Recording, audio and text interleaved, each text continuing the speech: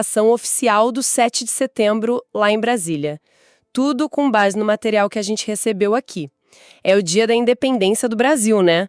Comemorando 203 anos. O cenário, como sempre nessas ocasiões, é a esplanada dos ministérios. Pelo que está aqui, tudo começou às 9 da manhã daquele domingo. E o interessante, assim, é que o material não só descreve a estrutura, sabe? Ele foca bastante no tema central que escolheram para a solenidade naquele ano. E o tema foi Brasil Soberano. Uma escolha, com bastante peso, né? Ok, vamos analisar isso então. O que essa escolha de tema, Brasil Soberano, indica sobre a mensagem que eles queriam passar naquele 7 de setembro, segundo esses detalhes que a gente tem? Olha, é uma escolha bem significativa, né? Por uma data cívica tão importante assim. O fascinante aqui, quando a gente olha o material, é justamente tentar decifrar como esse conceito, essa ideia de Brasil soberano, foi construída, como foi comunicada durante a celebração. A nossa análise aqui vai tentar entender os elementos que estão descritos, que compõem essa mensagem toda. Ótimo. Então, começando pela organização do evento, o material que a gente tem fala de uma estrutura dividida em 3 grandes eixos temáticos. O primeiro, claro, era a valorização da soberania nacional, bem alinhado com o tema principal. O segundo eixo, pelo que está descrito aqui, era mais voltado para a preparação do Brasil para sediar a COP30, aquela conferência grande do clima da ONU, que ia acontecer em Belém, né? E o terceiro eixo destacava ações do novo PAC, o Programa de Aceleração do Crescimento, mais focado em infraestrutura e desenvolvimento. E os detalhes também indicam que outras realizações do governo tiveram espaço ali. Se a gente conecta isso a um panorama maior, né? O que o material parece descrever é assim, uma tentativa de costurar frentes diferentes de atuação. Quer dizer, afirmação nacional, agenda ambiental internacional, o desenvolvimento econômico interno. Tudo isso debaixo do mesmo guarda-chuva da soberania. É como se a narrativa buscasse, apresentar uma visão bem coesa, onde ser soberano envolve tanto cuidar do próprio território da economia, quanto se posicionar globalmente, como na COP30. Essa tentativa de integrar pautas que às vezes podem até parecer, sei lá, com objetivos diferentes, né? Como desenvolvimento econômico e preservação ambiental, colocar tudo sob essa ideia de soberania. Isso é algo que o material destaca como central na concepção do evento. Exatamente. A descrição sugere que não foi só um desfile de temas soltos, mas uma articulação bem deliberada. Apresentar a preparação para a COP30 e as obras do PAC como manifestações dessa soberania. Isso busca ampliar o conceito, né? Para além daquela noção mais tradicional de defesa, de território, incorporando dimensões ambientais e econômicas como parte intrínseca mesmo da autonomia e do projeto de país que eles queriam mostrar. E como é que essa visão foi, digamos, traduzida visualmente? Porque aqui é onde fica bem interessante. Os detalhes que a gente tem descrevem os elementos simbólicos de escala enorme. Logo na abertura do primeiro eixo, o da soberania, a fonte indica que a própria palavra soberania foi formada por pessoas na esplanada, cada uma com uma camiseta para compor as letras, sabe? Uma imagem forte, né? Não tem como negar. E a escala visual não parou por aí, não. O material detalha que durante o percurso estenderam 2 bandeiras gigantescas. Uma era a bandeira do Brasil, com impressionantes 140 metros quadrados. Puxa! A outra, um pouco menor, 70 metros quadrados, mas trazia exatamente a inscrição do tema, Brasil Soberano. São gestos que buscam claramente um impacto visual imediato. Isso levanta uma questão importante, né? Sobre a função desses símbolos em cerimônias cívicas, conforme a descrição. Essa formação humana da palavra soberania.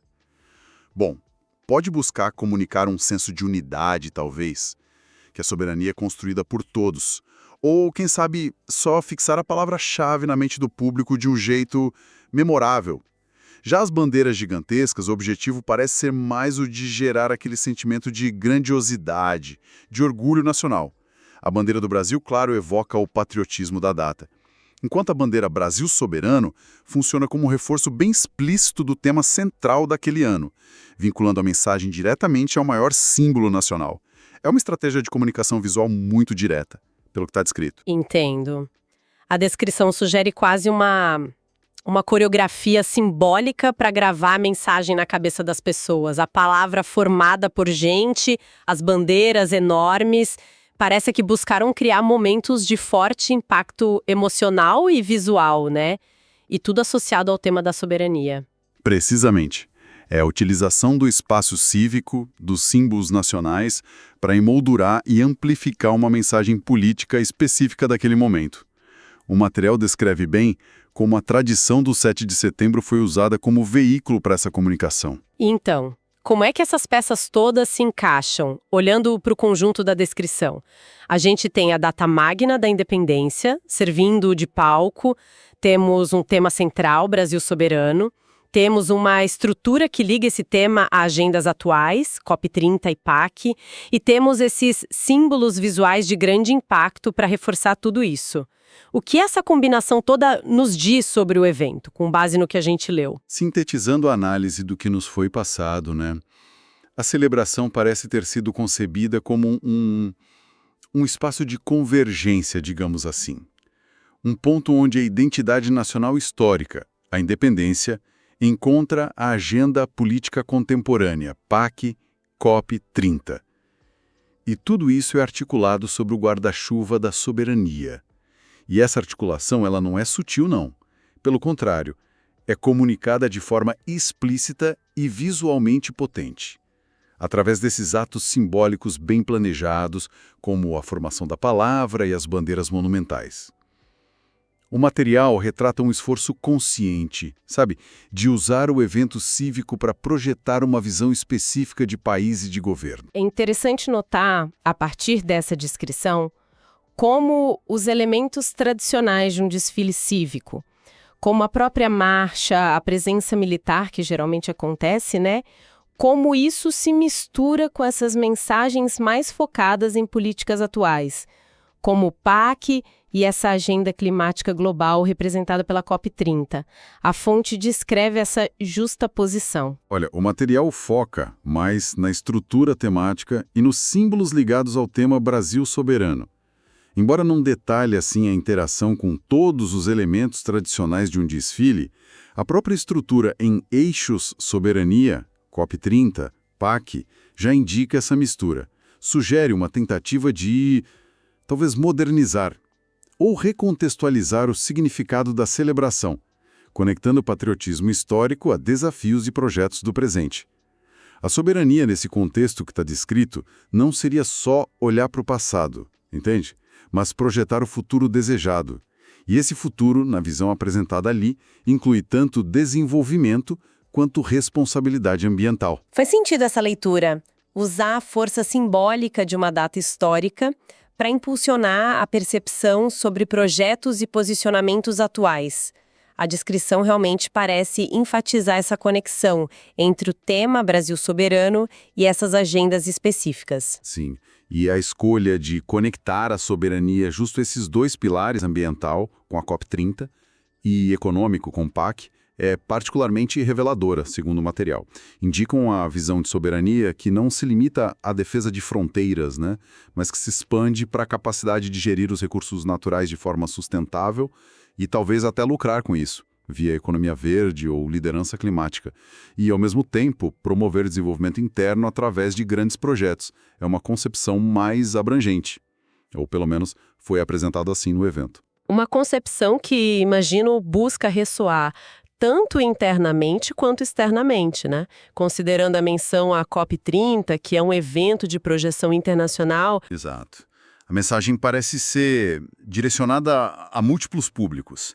Para o público interno, reforça o orgulho nacional e apresenta os projetos do governo, o PAC, como caminhos para um Brasil mais forte e mais autônomo.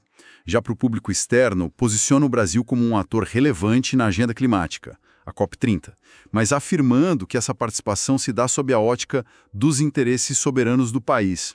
A descrição do evento sugere bem essa dupla intenção. Certo. Acho que a gente conseguiu extrair os pontos essenciais do material sobre como foi concebido e apresentado esse 7 de setembro em Brasília. Recapitulando rapidinho, A celebração dos 203 anos da independência teve como tema central Brasil soberano.